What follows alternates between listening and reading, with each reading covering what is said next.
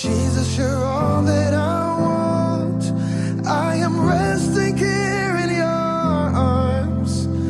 Everything I'll ever need is in your presence. Your love is all that I need, and I found it there in your heart. Isn't too hard to see, it's nothing better. It isn't too hard to see. It's nothing better. It's nothing better. Welcome to Journey to Service. I'm William Laddick, and once again, coming back this week and just coming back by himself, Randall Earl Kaiser. Welcome back, Randy. How are you, sir? I am relaxed. Relaxed. That sounds good. Did you sit in the sauna, or did you sit in nature, or why are you so relaxed? I don't know. I've been getting really good sleeps the last couple of nights. After my dinner, I've taken a 3-4 kilometer walk, and it seems like that fresh air in the evening has just put me out the last couple of nights. And on top of it, a lot of beautiful things happening with our dynastic order of St. Miriam this week. So, we'll talk about that today. Well, good, because I might as well just jump right into that. Like, what kind of wonderful news do you have to share with us in the, dynastic order of St. Miriam today? Well, those who have been following along with what this is, okay? What this is two royal families joining together, and one of them being the crown of Britain, okay? So, we all know that Queen Elizabeth is very old, okay? And she's on her last legs, as we all will be at one point in time in our lives. Believe internet stories all you like, but I'm going to tell stories from firsthand experience and communication with her grandson and a lady who she respects and loves very much. So that is our Princess Christina and our Prince Alexei. And these two people are married in the common law jurisdiction. They even have a child together from years ago, and they are in line for the throne. And not only the throne of the UK, or England, but Russia, United States, Spain, and that's it, I guess. There's four crowns that are going to join together here, right? And I mean, again, like as with our show, always, William, people tune in and then they go, oh my God, roll their eyes. And it's like, okay, roll your eyes, like my experience is physical, okay? And if not physical, then I reach someone and I talk to them. Like I don't do my stuff on the internet much. Like I traveled overseas numerous times. I've been, in the public eye, if you want to call it that. I just like to experience life. This mammal suit that I'm wandering around in is curious and enjoys that. Curious enough to not just do research, which I'm not saying is wrong. We all have to do research because obviously, it's so blatantly obvious these last 2 years that the information that comes through the mainstream media and the alternative media is all skewed.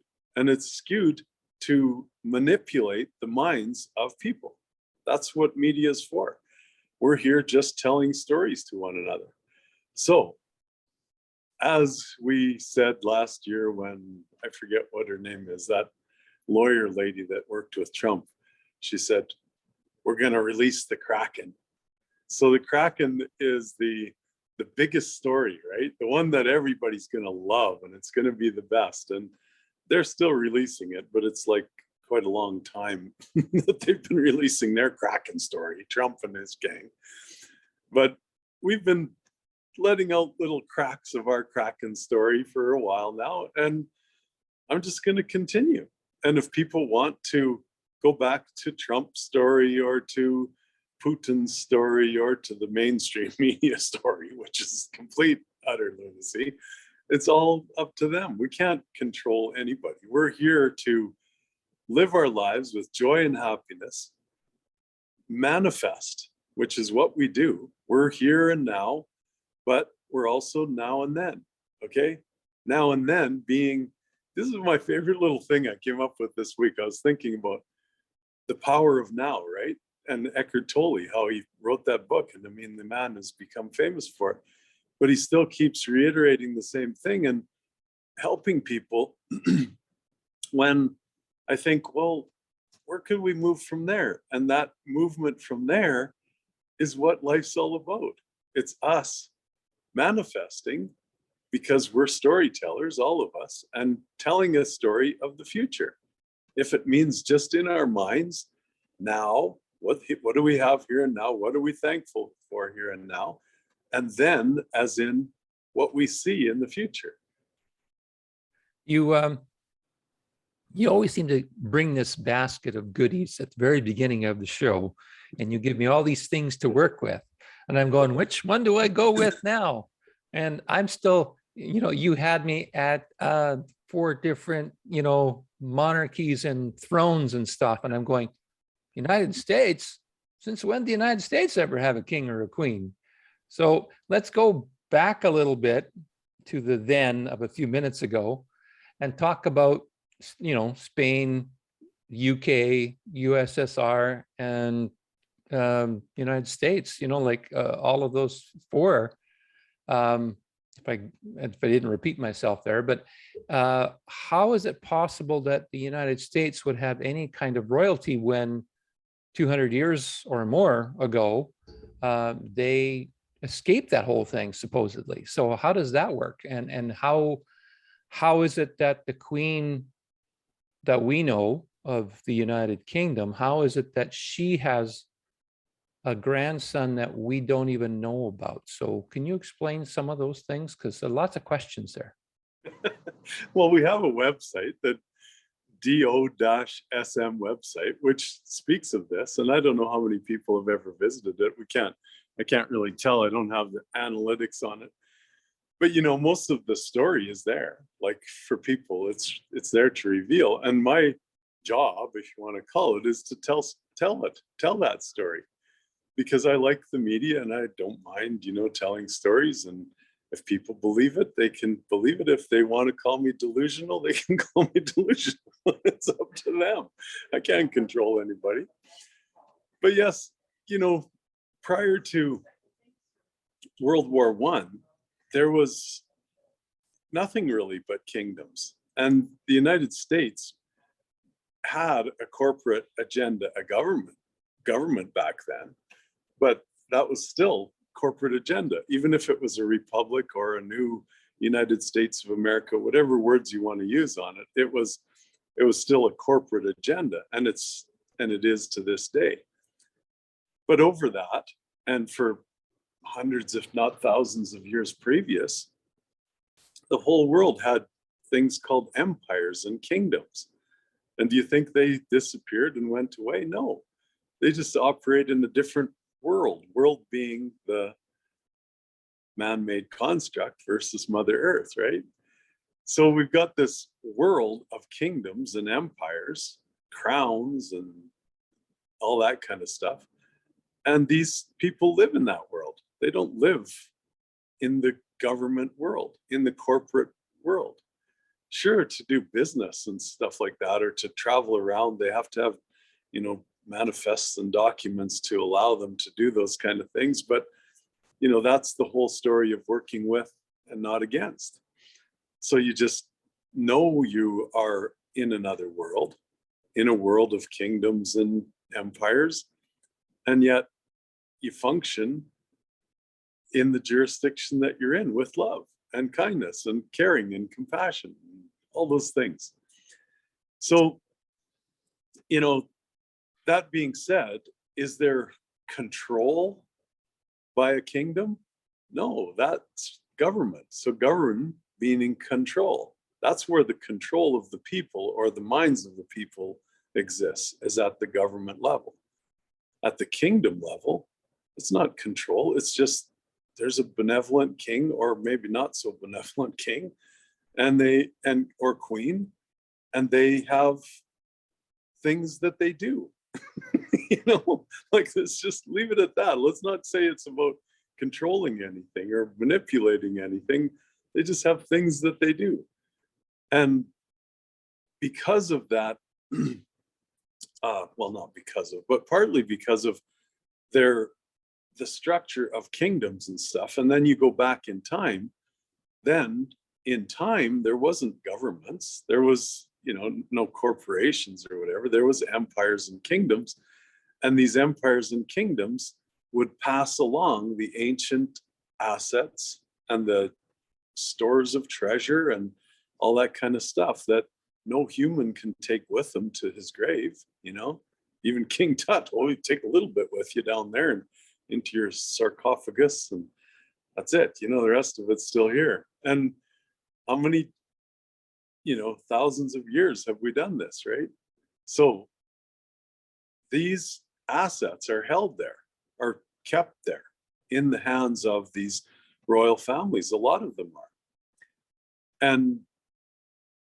And whether they're completely outside the banking realm, okay, just sitting somewhere stored in a cave or something, or whether they've been brought on ledger into the banking system that functions above the government banking system, or they make their way through to the people through that government system. There's all kinds of layers here, right? All kinds of layers of transfer of this wealth. And it exists, so why not use it? That's my theory all the time. Like, a lot of people, are beautiful, wonderful people with GPMS will speak in terms of just, let's just start over again and have value of the human being and stuff. And I don't argue with that. That's fine. But since we have these layers and layers of structure and worlds of man, why not use it? I mean, I really can't see people with wealth simply saying, okay, fine, we don't, here, just take mine. It isn't going to happen, and there's, a very large majority of people in the Western world that function in that ownership realm, whether it's partially owning their home, or owning partially their car, or owning partially a stock market shares or something like that. Do you think those people are just going to say, yeah, okay, let's just all share? Well, okay. I mean, that's a perfect world and I love it. And that's why I don't argue with anybody like at that level. You get to choose too. You can choose whatever way of thinking you want to choose. I choose to think in terms of, we have these massive amounts of wealth, as in shiny things that I don't think people are ever going to get away from wanting shiny things. And we put the value on them. So why not use them? And the only thing that's been holding it back is the government level, right? Yeah. Governments of these supposed nations, governments in terms of the central bank government, the manipulation and exploitation. But you can't hold it back forever, because God's perfect law of evolution and transcending and ascension is ongoing, and it's inevitable. So how do you get to that inevitable? You get to it with love, because then there's no fear of maybe it won't happen, because that's the only other choice we have as individuals, is to say, do I know it's going to happen? Yes. Is it inevitable? Yes. Do I love it that it's going to happen? Is it benevolent? Is it good for everyone and everything every day? Yes.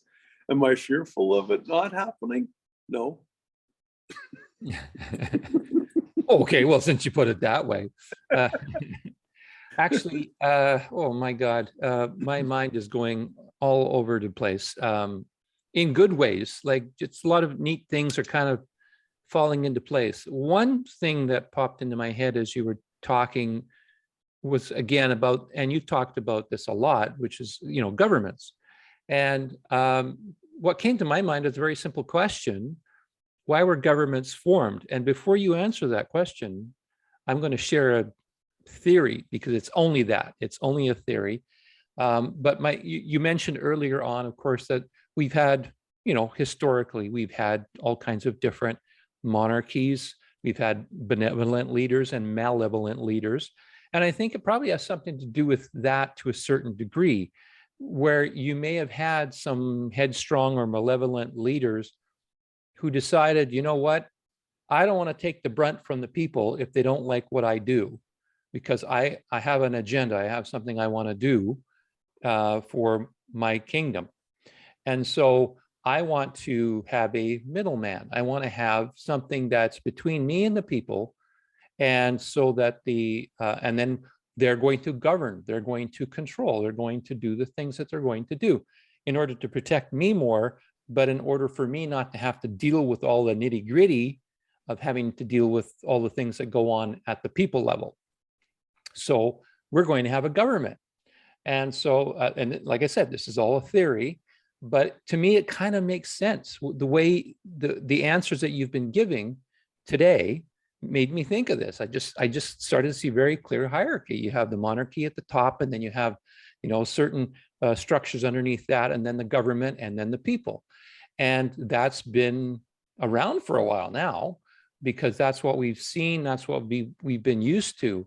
And obviously that whole world is getting shaken up, and it'll be interesting to see where we go with it. Like you say, GPMS is thinking about sort of like doing a complete, erase everything and let's start from scratch kind of situation, where you're saying is, we already have all this stuff. It would be a lot of work to kind of, get rid of it, or even have people who have a lot of monetary value or assets, or however you want to word that, to give it up or say, okay, I don't want it anymore, or to have someone say, okay, well, your money's no good anymore, so your assets are neutralized. I don't think that would go over very well, so there's all those kinds of things. But I guess what I'm leading to is the question of, do you think government at some point, when initially created, was created for with the intention of helping the monarchy, to be able to buffer them a little bit more between them and the people, so the government could deal with more of the nitty gritty? Or do you see that a little differently? No, I think you're right, William.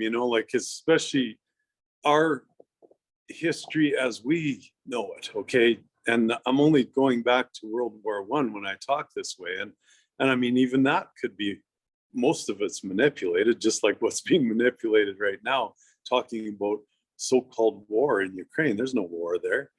It's just ridiculous how people are being sucked into that word. It's just a little economic demolition by some governments, and one government organization that really became obviously nasty. And then some other government people that are trying to get it back on track so that people retain in their minds that they need government, So when Trump comes back and he's the hero, and when Putin proves out to be the hero and the world gets back on track a little bit, then people will just relax to government again, right? That's what I see happening. I can't see all these people that are still 2 days before they end completely take these things off their face in Calgary. They're still walking around with those things on their face, so I don't see people changing that fast to completely say, we don't need government, because they want government. They, just like they want to have a shot so that they'll be healthy rather than look after their own bodies. They want to, people want things that are easy, and government makes it easy for them. So I'm not saying that kings and kingdoms did not fight one another. We don't know that for sure, though, because there's so much history that is, prior to World War I, that, good God, like, who could even guess what humanity was like, because when we think of how ultimately deceptive media is now, and think that any history book we read is just bang on, then we got another thing coming, right? But I'm not going to say that kingdoms didn't fight one another, that the Native American kingdoms that were here, call them whatever you want, the different tribes, if you want to use that language, did they fight with one another? I don't know. We don't know that kind of stuff.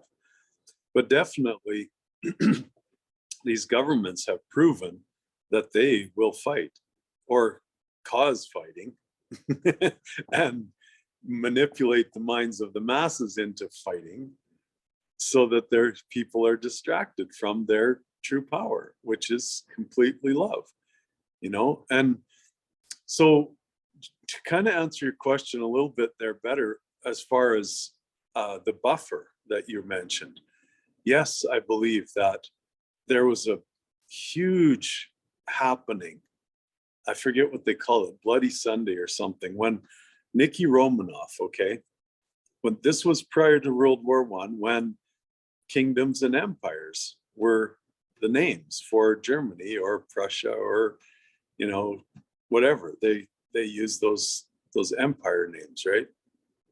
And or kingdom names. And for 300 years, if we believe that, the Romanov family, who's related to Andrew, the brother of Jesus Christ. I'll just go swing into that for just a second. So Andrew being the brother of Jesus Christ and a son of Mary as well, Mother Mary, his family, Andrew's family, tended to be the East, and the Romanovs are related to them. The Prussians are related to them. Queen Elizabeth is related to Andrew's side of the family, okay? So we're going to tie in a little bit of the DOSM story into this whole thing. And I'll try and do it nice and calm so it doesn't look like I'm flipping back and forth. Excuse me. So Romanov family being, in that king and crown position for many, many years. And then this event, right? When the temptation of Nicky, I call him Nikolai Romanov, to suppress his own people, because there was uprising, and this was the Bolshevik Revolution, or even prior to that, when the people were just simply saying, like, we need our rights. There was these battles going on already at the government level, or sorry, at that time, I guess you could still say it was kingdom level, manipulated maybe by the kings, I don't know. But the people were put down by, Nicky, and he paid the price. Like, eventually he paid the price. Him and his family were murdered. And that event, I think, really changed things as far as the other royal families saying, oh, we don't want any of that, let's hide again. Let's get behind something and put government out in front, So I do believe that that's the buffer. But then the governments just became more and more criminal as time went on, until we got into our lifetime where outright drugs and, pedophilia and human trafficking and all of those horrible, heinous things were done by the governments, And that was the straw that broke the camel's back, as far as I'm concerned, exposing these heinous governments that, needed to now be changed. And in that change, like I said, we're seeing, and I mean, I'm witnessing it every day, social media wise and alternative media wise, and Fox News wise every day now too, that the good guys are gonna, as they call them, the white hats are coming back, and we're gonna get this all fixed, and Trump and Putin are working together, and it's all good. So again, do you want to stay there, or do you want to just think in terms of, no matter what happens at the government level, at the kingdom level, we are on the brink of letting these massive amounts of funds come into the hands of the private, and where you don't need government? Will they still pay taxes and pay the government if it continues to exist, hopefully in a better way than it does right now. Of course, you know, that working with is always there. But the bottom line is the word abundance versus lack. Lack and limited are words in the government realm. Abundance is in the kingdom realm. Well, there is nothing but abundance. There's no lack. So when you consider that and allow the funds to come through, where does that leave us? That leaves us choosing whether we want to just participate in government or whether we want to just participate privately, sovereignly, not taking orders, but working with beautiful new funds that are here now and always have been here, never have been anything but, have only been blocked by the same deceptive, manipulating, exploiting government, media, central bank system, you know? Here's the question that it just jumped in now, and that is, you mentioned about, you know, choosing sovereignty as far as the money side of things. But can you choose sovereignty with sovereignties above you, like a kingdom above you? To me, it seems like it's almost like if you're sovereign, then you don't have a leader or you don't have a kingdom or a king or a queen. You are sovereign. You are your island. You are your own free choice for everything. So can a sovereign exist with a sovereignty in place? Is that possible? I believe that. And from my experience in, you know, working with these sovereigns and me declaring my sovereignty when I first got involved with it, I believe that is capable.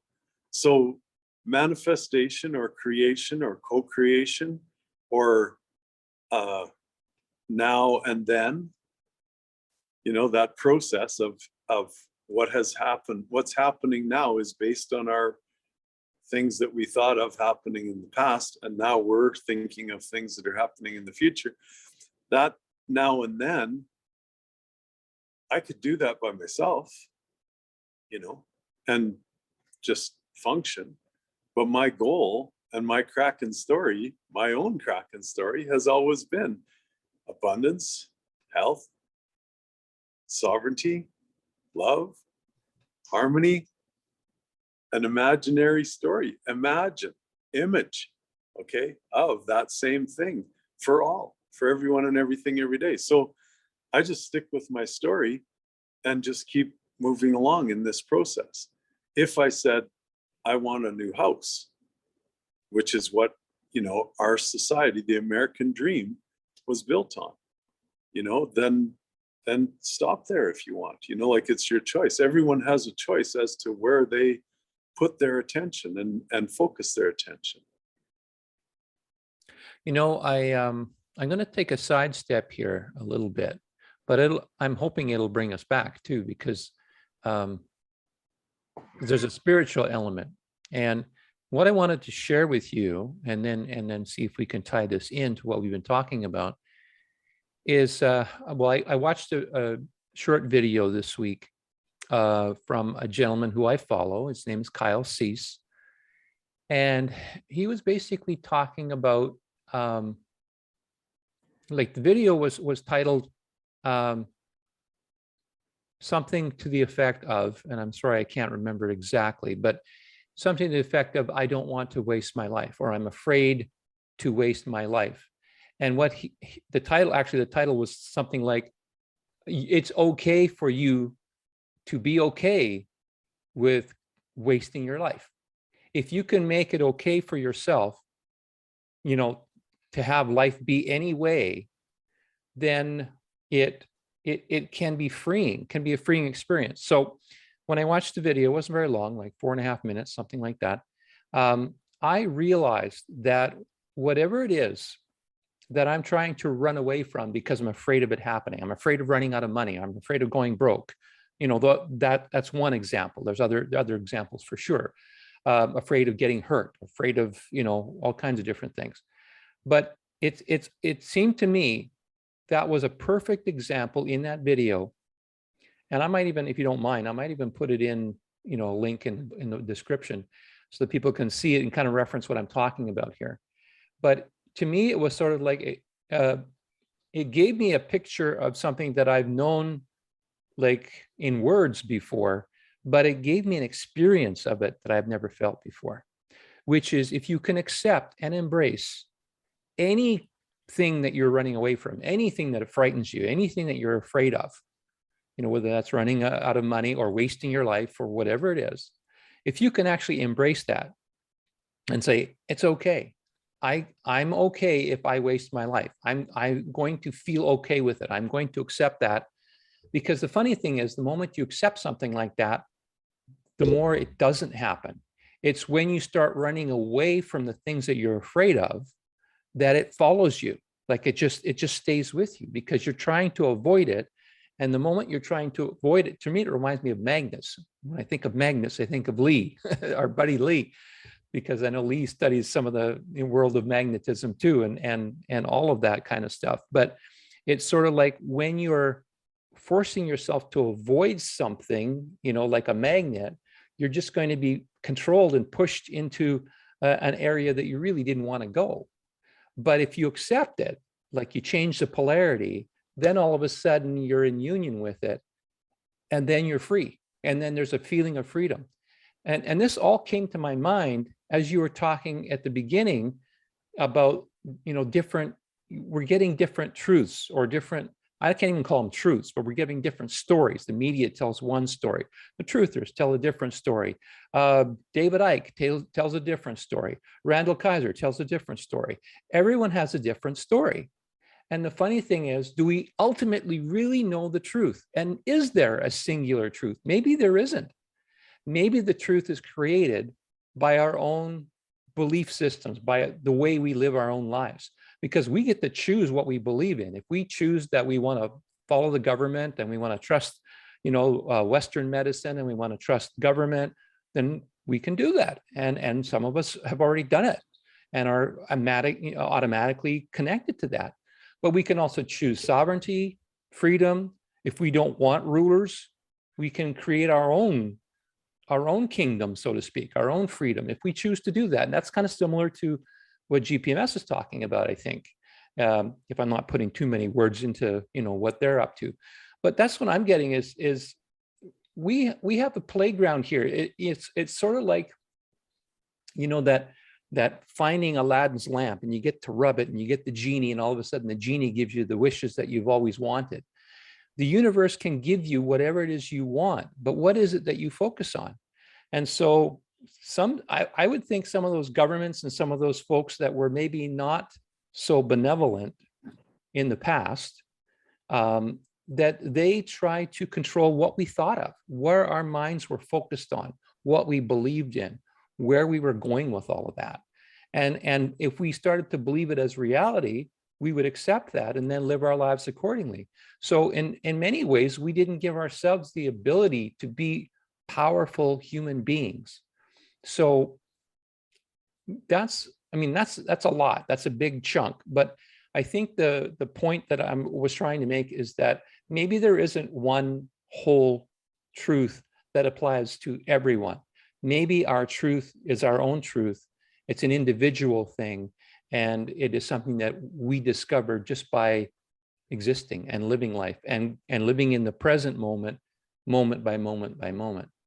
So how does that concept feel for you? And how does that tie in, if at all, with DOSM and your experience of it? Well, the concept itself is brilliant, William, and you're bang on. But we often get caught in the now, okay? And we stay there, as spiritual people, we'll say, okay, just surrender to what is, okay? Surrender to what is happening because we participated in it. But it's that now and then that I think that we lose, and then we fall into media to find out what's going to happen then. One of the stories that just boggles my mind is this story of the Project Looking Glass. Okay, so the CIA or whoever it is, I don't know, like some government agency supposedly has this power to look into the future. What a bunch of effing hooey. I'm telling you, all that is about is they know what you and I are talking about, that we manifest our own reality on an individual level from our perception, like you said, from our experience. We're realizing and you know, our life is happening because of what we thought about, right? Thoughts become things, things become words, words become habits, habit becomes destiny, destiny becomes character, you know, that whole thing. It's individual, and that truth is individual, definitely. But when you get to the level of some military organization saying, oh, we looked into the future, fuck you, you looked into the future. You knew that if you manipulate the minds of the masses with even story like that, let alone the media stories that are going on, that you're going to manipulate the future. Okay, that's that. And that's, you know, so it's like when we realize our own power to do in our own life, and that we're responsible for everything that we've come to this point, and we're thankful for that, then we start to really realize our power to do it individually again.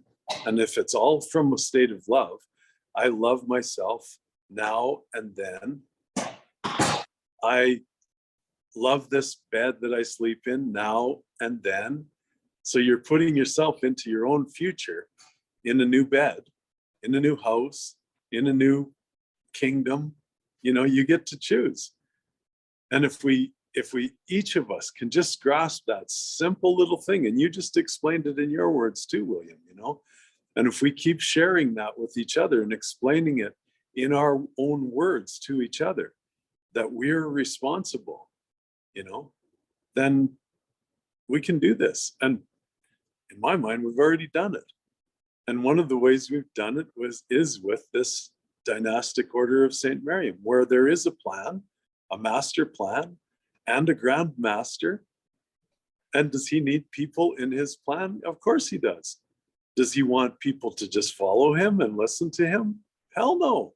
He wants co-creators. He wants people that realize their own sovereign power. He wants people that know that they have the capacity to co-create this process. And you know, it's that acceptance of your sovereignty, and then saying, okay, like I said, you know, I can have an apartment, or I can have a house, or I can have this, or I can have a car, or I can co-create with someone else who wants humanity to live in harmony, peace, love, sovereignty, health, you know, abundance. Yeah, absolutely. I was just drifting off into the idea of a realization that I had as well when watching that video, and that is that ultimately we have the power, we have the ability, regardless of whether we believe it or not, but we have the potential to live exactly the lives we want. You know, for the longest time, I would always believe, you know, I can't live a life of freedom until I have enough money in the bank and I've saved up enough, and then I can, you know.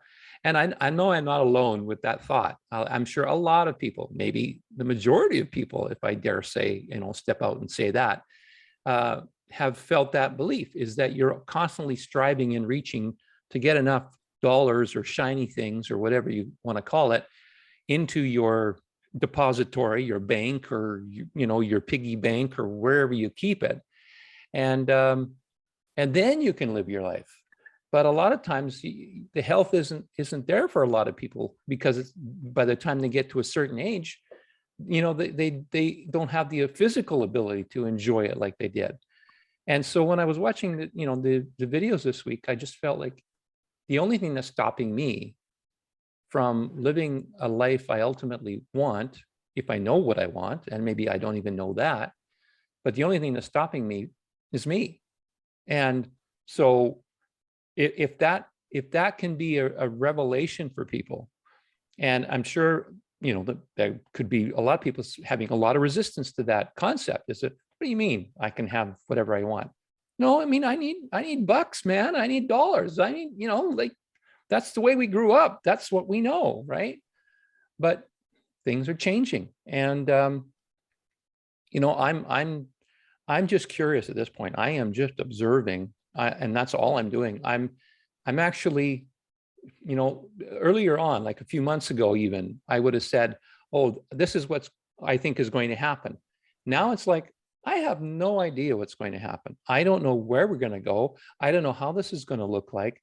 And I'm starting to be okay with it. I'm not okay. I wasn't okay with it for a long time. It was unsettling because I kind of have always had this feeling of, I need to have my shit together. I need to be in control. I need to have everything lined up, all my ducks in a row. And I need to know what's going to happen. And what I'm discovering now is I don't have a clue of what's going to happen. I'm hearing a lot of things of what could happen, but that's all future stuff, and future isn't now. And I wanted to ask you, just for a semantical question, when you say then, you're actually referring to the future when you say now and then, rather than then being the past, right? Because then can go either way, I think, in that the way you say it. Can you clarify that for our viewers? Sure. Because, yeah, when I first, you know, pondered that idea of now and then, it is then being the past. But then when you realize that then became now because you were thinking about it then you can start to think about, hey, wait a minute. Like you said, I'm responsible for the future and my future at the very least. And if I think in terms of collaboration with others who want, you know, the things that I keep repeating, the harmony and whatnot with for humanity, then I know what the future is. Instead of saying, I just surrender to it and I don't know what's going to happen, I do know what's going to happen. And I'm going to focus on that until it happens. And then I'll focus on it again. Once I'm there in the future, then I'll just keep going. It almost sounds like you're willing it to happen. You know, yeah. You're saying, this is my future, and I am holding this for as long as it takes until that future becomes a physical reality, not just a mental reality, but a physical reality for at least me, if not everyone in the whole world, or as many people who want to take it on. And William, you know, the temptation is always there. Like, you know, I've gone through the idea of how am I going to pay my rent next week so many times in the last 3 or 4 years that I can't even count them anymore. But and then I see $50 move and it's like, wow, it worked. Look at that. You know, I proved to myself that it can happen. And when we collaborate with other people that think along those lines, which is what I'm doing with, you know, Prince Alexei and Princess Christina, you know, we overcome each other's fears. You know, it's like, don't worry about it. It's coming. Just trust the process. You know that what I mean by that. It's happened to us in the past. It can happen in the future. So when you have that 2 joining together and then 3 and then 4 and then, you know, it just keeps going, right? So that's the part that I love about the collective ascension process of what's happened now, what's happening in the future, and what will happen in the future, because it's all based on us. There's nothing else, you know. It's either that or we follow somebody or follow something, or we fall into fear, which is definitely the goal of government, is to keep people in fear of lack of money, fear of lack of life, fear of lack of health. It's all about fear, the whole damn thing. You know, I haven't watched television for years, but I remember watching television and they'd have a 3-minute clip of some guy walking around Calgary seeing the flowers or something like that. The rest of the news was just pathetic. You know, this guy got killed because he did this, or there's a war here. It's all fear, you know? And then the ideas from the alternative media, there's so many of them that the people there know this process too. So they're trying to manipulate a future by getting followers, right? And I'm not saying there's anything wrong with that either. Like, they know how it works. So they want to, you know, bring people into their reality. But the beauty is that we have so many choices, you know? Like, I'm not asking you to follow DOSM. I'm asking you to be sovereign.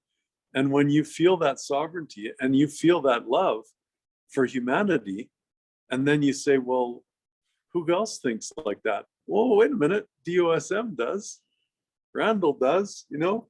So let's work with him. Let's not, you know, say, oh, okay, I'm ready to follow you, Lord Randall Kaiser. Like, get lost. Don't follow me. You know, like, I don't want that. And no, neither do the two founders or the Grand Master and the Prime Minister of DOSM. They want people to come and offer and give from their sovereign state, from what they know is going to happen then.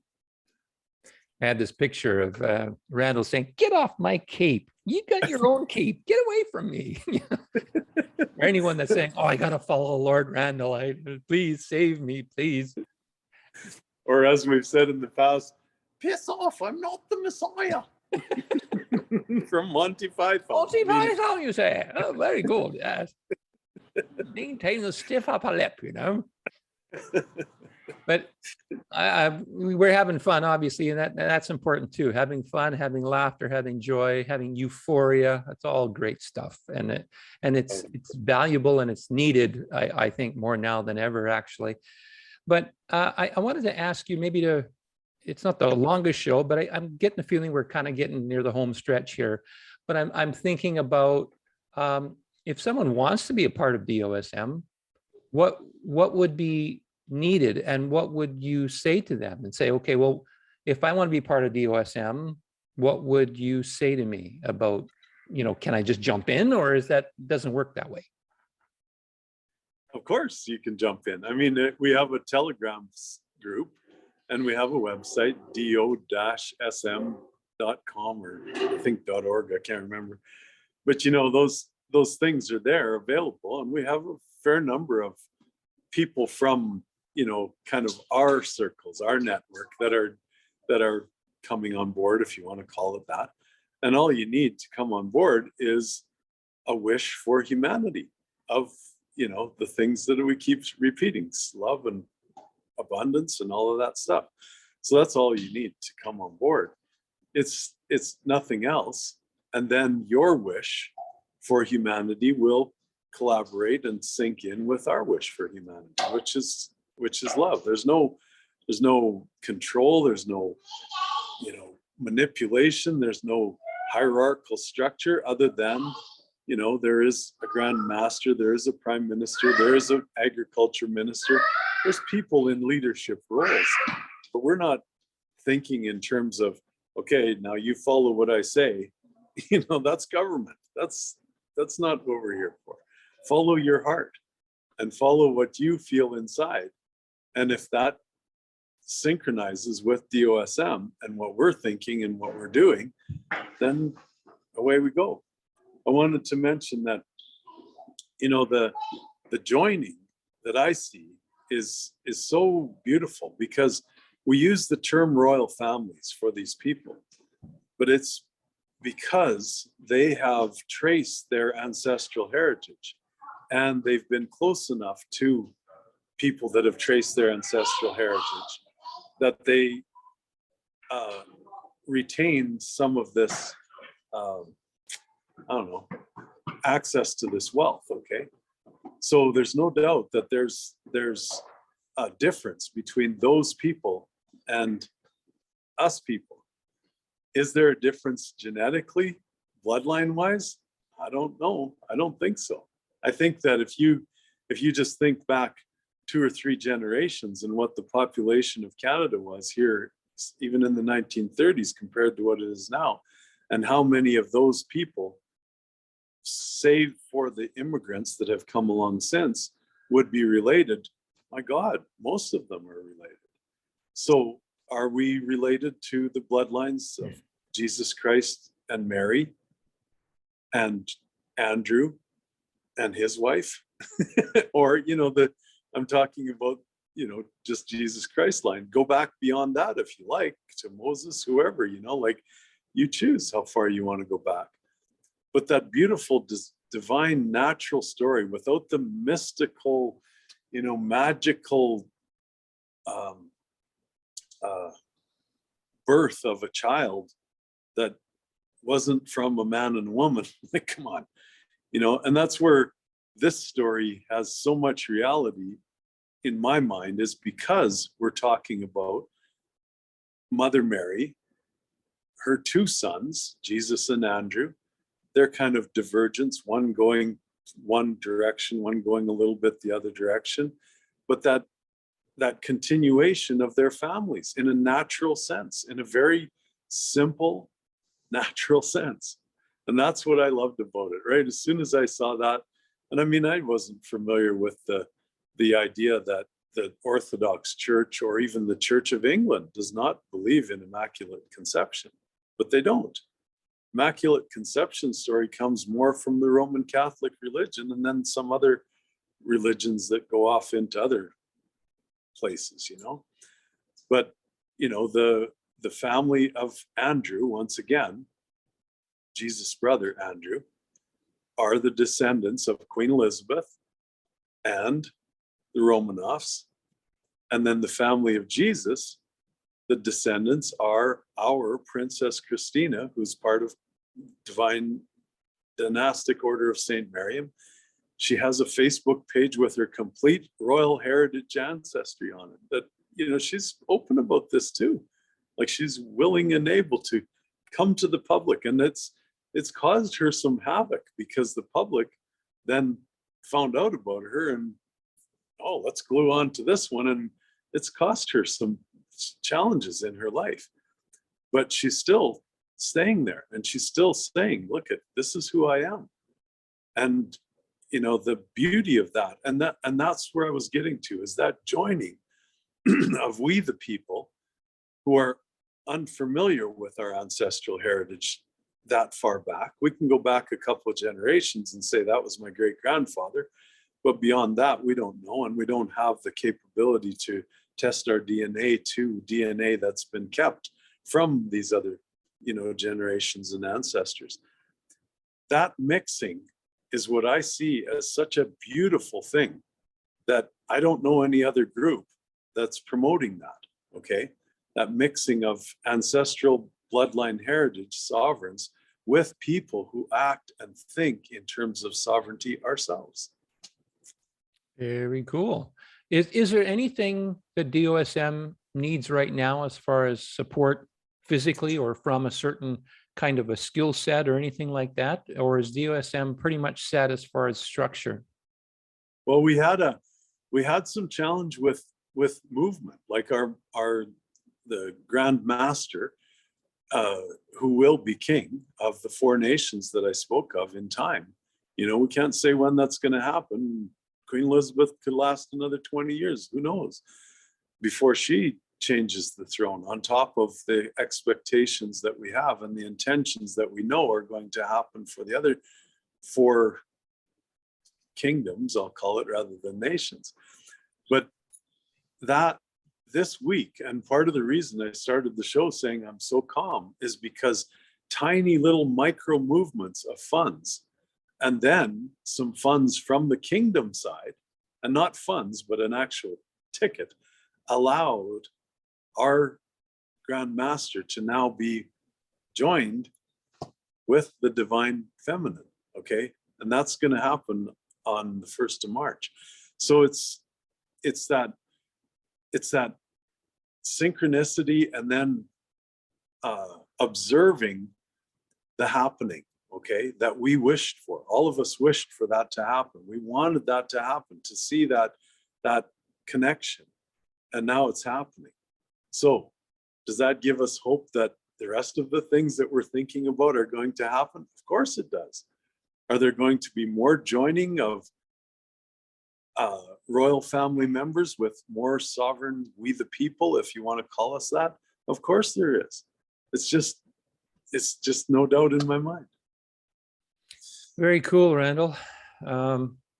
Definitely revealing a little bit more about DOSM and sort of the inner workings and who's welcome and who's not. Well, pretty much everyone's welcome if they want to be, I guess, just depending on your intentions, of course. Been enlightening. It's been a little different for me today. I like it. We're talking sort of a spiritual connection. We're still talking some of the financial stuff. And I just, one last question, and then be happy for you to give us the final closing as per usual. It just seems to me like there's this constant, like you were talking about the now and then in that context being a little bit more focused on the future rather than past or anything like that, the way I understood it. And that was that I know that you personally have been working on the financial side of things with the banks and trying to get this movement of money in large sums to be able to help humanity and with humanitarian projects and so much more. So I recognize, and you're not the only group. Like you said last week, in fact, there were hundreds of people doing the same thing with the upper levels of the banking. And so what I got the feeling or the picture of was that there's more and more pressure on these upper level bankers now to let go of the old structure, to let go of what used to be and start accepting and opening their doors and opening their minds and their beings to this new structure that we're wanting to create.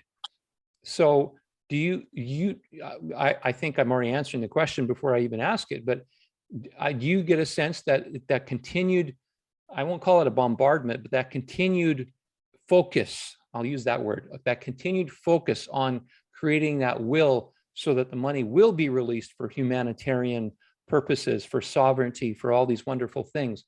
Do you see that coming closer and happening very, very soon?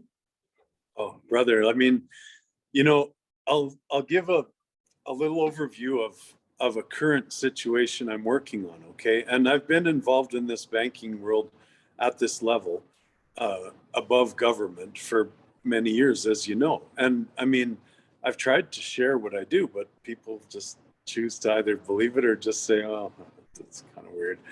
But, over those years, building relationships. And now that I have a royal family, not a banking family, not a private organization, not a government, not a corporation, but a royal family on this side. Now the potential to work with another royal family is there, okay? And that's where we're at. And it's been about 2 weeks, we made an offer. And again, when you're talking about large amounts of assets that exist, okay, whether they're off ledger or not, and these in this case are off ledger, outside of that central bank controlling system of those lower level bankers. I will never call them high level bankers. They're the lower level bankers that try to manipulate and exploit based on following government and that ridiculousness of limit. So the unlimited off ledger accounts still need some kind of a mindset, okay? And I'll call it a buy and a sell, okay? So to say that they're just going to sit in each place, then there's no movement. And that's not a bank. The bank is the movement, okay? The bank is where the flow happens. This is outside the banks, okay? So to bring it into the banks to flow, then it flows and there's a buy and a sell. So some of it changes hands, but in the middle of that is where this structure is perfectly set up to when these things happen. Some of that always has to go to humanity. And because there's so much out there that even a little bit that goes towards humanity for projects can change things on a massive scale. So the project I'm currently working on has been probably 3 or 4 years building a relationship with another broker catalyst, I'll call myself, like me. And he lives in Hong Kong. And he's just a wonderful man, a Maori man from New Zealand who's been around the world like I have. He's done, deals with banks and stuff and had his, problems and had his challenges, but he's always kept his connection to one of these families in this one particular in Hong Kong. And when that transaction happens, which is inevitable, and we've been doing the manifesting the paperwork as well as manifesting at a spiritual level, and all of us relaxing and saying, of course it's going to happen. Of course it's going to happen. Don't think anything but. That's where spirituality comes in, and that's where trust and faith and love come in, because anything else is fear. If we say, well, what if? What if? Well, then it's going to fall apart, because our whole system is based on knowing rather than what if or fear. So when we say that that's going to happen, it's going to happen. And then that's one deal, like I say, of many that I've been working on, but that one deal has huge potential. We're talking trillions, okay, in the transaction. But out of those trillions in the transaction, there's going to be at least billions that come in for humanitarian projects. And like I say, this is happening every day. A lot of what happened because the mind control government got involved, and they manipulated the minds of enough lower level bankers and banking structure to only allow that funding to go through to their buddies. Globalist agenda projects. Are they all malevolent? No. They're doing things that humanity wanted. Like, I don't want to look after my own health. I want a needle, or I want a pill. So they did that for them, So that's where they get off the hook at that government level of saying, well, if they wanted it, they consented to what we're giving them. So what do we got to do with that? Which I don't believe is right. I think that there was that manipulation was where they still have to deal with their karma, so to speak, and the governments of the world will. But yeah, that's one example, and I'm right in the middle of it, brother, and I have no doubts. And I mean, I've had no doubts on other ones, and I've seen it come through to that government level and then get blocked. What can you do about that? We can just sit back and relax and say, when all of this mindset of humanity switches from just following the government, which it is in droves every day, magnitude, every day, people are saying no to the mind control, to the manipulation of the media. That helps us, okay? Because it helps to tear down or implode that limiting factor at the central bank level, that the transaction can still take place, but bringing it into the humanity is where they were able to manipulate it for many, many years. And manipulate was the word. They couldn't control it. They could only manipulate it and send it to the places that they wanted to send it to. I'm just going back a step. Is there anything that people that are not actually part of DOSM, but like what DOSM is doing, is there anything they can do to help you guys, your movement, if you can call it that, right now? Just love, just know and love, and have confidence in yourself, and think in terms of humanity. Because if it's DOSM, then you're thinking in terms of humanity. If it's, Charlie Ward or Donald Trump or any of the other QFS programs, then you're focusing on Donald Trump or QFS or a new government or a new Nasara Jassara or something like that.